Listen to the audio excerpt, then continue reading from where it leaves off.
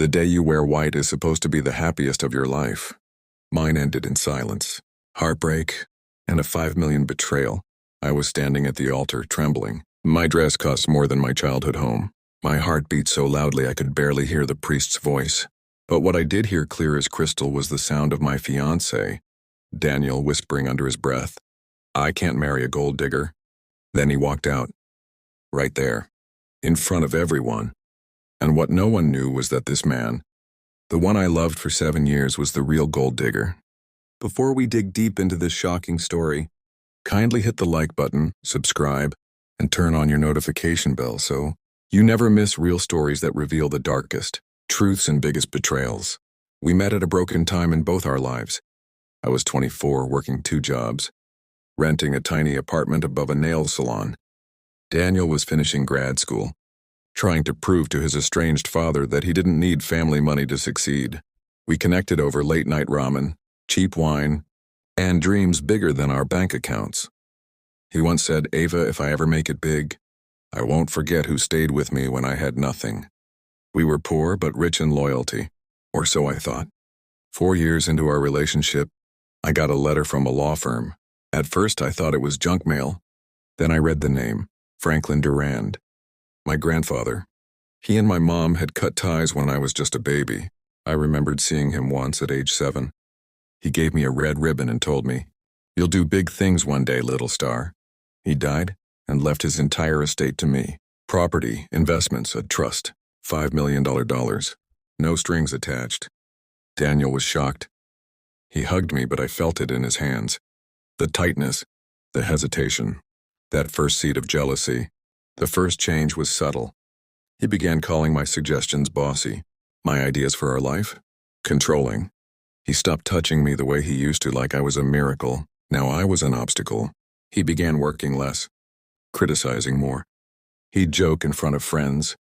"Well, Ava pays for everything now, so I'm just the house husband." And they'd laugh awkwardly. Then came the prenup discussion. I didn't ask him to sign it immediately. I was careful, respectful. But his reaction? Explosive. "So you think I'm after your money now? After everything we've built?" He stormed out and didn't come back until 4 a.m.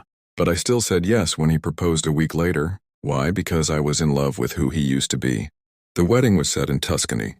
My dream since I was a girl. I paid for everything. He insisted on nothing flashy, but always managed to find fault with everything I did. When the dress came in, he said, "Kind of excessive, isn't it?" When I booked a string quartet, he said, "A Spotify playlist would do." He didn't want to dance, didn't want to write vows, and started skipping appointments. My best friend Lila warned me, "Ava, you're planning a future with a man who resents your past. Think about that." I didn't listen. August 14th, the wedding day. I stood in my dress, veil perfectly pinned, heart pounding. Daniel was late, 35 minutes late. When he finally arrived, he looked off, pale, sweating, like he was walking into a funeral. He walked up the aisle, stood beside me, didn't even look at me. Then, right before the priest spoke, he leaned in and whispered, "I can't do this. You're not the same woman I fell in love with." Then louder for all to hear, "I won't marry a gold digger." Gasps, screams, my mother fainted. He turned, walked out the cathedral doors and left me standing there, frozen in white. I didn't leave the villa for days. I turned off my phone. Ate nothing. Then I got a message. No name, just a video. Daniel, sitting in a bar, talking to his ex-girlfriend. She inherited money. I didn't think it'd change her, but she became a control freak. And I realized, maybe I deserve a slice. She'll cave after the embarrassment. I'll get half, watch. He smirked. Besides, no one marries for love anymore. I felt a fury rise in me so deep it gave me strength. I leaked the video. No caption, no explanation. Within hours, it was everywhere. My inbox blew up. News outlets called. Hashtags trended as gold digger or genius. Undumped bride rises. He tried to spin it, he failed. His architecture firm dropped him. Clients disappeared. He tried to sue me for defamation. But the footage? Crystal clear. The prenup he refused? His downfall. Meanwhile, I started over. Quietly, I invested my inheritance into a women-led real estate venture. Then I started a podcast, left at the altar. It blew up. Daniel, he sent me a letter 6 months later. I made a mistake. I lost the best thing in my life. I didn't even open it. Last month, I got another call from the law firm. Apparently, there was another clause in the trust. If I had married without a signed prenup, the trust would have been frozen for 10 years. My grandfather had protected me. From the grave, Daniel would have cost me everything. But walking away saved it all. The video of Daniel bragging about humiliating me hit over 4 million views in just 3 days. Sponsors dropped him. His small firm went under. And women strangers started messaging me with something terrifying. I dated Daniel before you. He did the same thing to me. Manipulated me. Gaslit me. Then vanished when I stood up to him. I realized then this wasn't just heartbreak. This was a pattern. He had done this before. I wasn't the first woman. Just the one with a platform. So I used it. I launched a podcast, Left at the Altar. The first episode? My story, raw, no filters, no pity. The second episode? A woman named Sandra. She had been engaged to Daniel in 2013. He'd vanished 1 week before their wedding, left her bankrupt and emotionally wrecked. She never spoke publicly until now.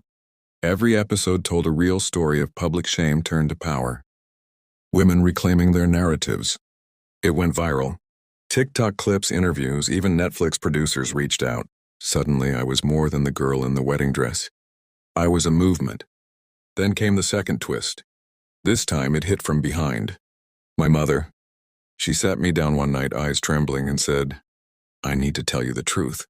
Your grandfather didn't cut us off because of a business feud." I pushed him away. When I asked why, she hesitated. Then she whispered, "Because I was afraid he'd choose you over me. He loved you. He always sent letters and gifts, but I never gave them to you. I burned them. I didn't want you to have a relationship with him." I felt gutted. All my life I thought I wasn't wanted. But the truth? He had always been trying to reach me. My own mother blocked it out of fear and insecurity. Instead of cutting her off, I invited her onto my podcast. She cried, publicly, apologized.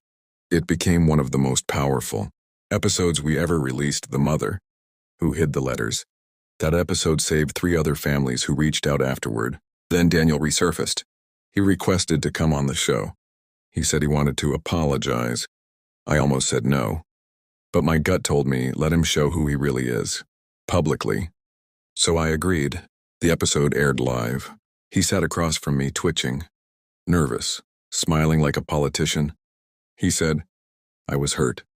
I lashed out. "I thought I was losing you to money. I felt small, so I made you feel smaller." I nodded, let him speak. Then I replied, "You didn't lose me to money. You lost me to your own ego. And for the record, money didn't change me. It revealed you." Silence. The comment section exploded. I ended the episode with, "To anyone watching, don't let someone shrink your worth just because they can't measure up to it." A year later, I used part of the trust fund to launch the Ribbon Foundation, named after the red ribbon my grandfather once gave me. It funds education and therapy for women recovering from public trauma, financial manipulation, or emotional abuse.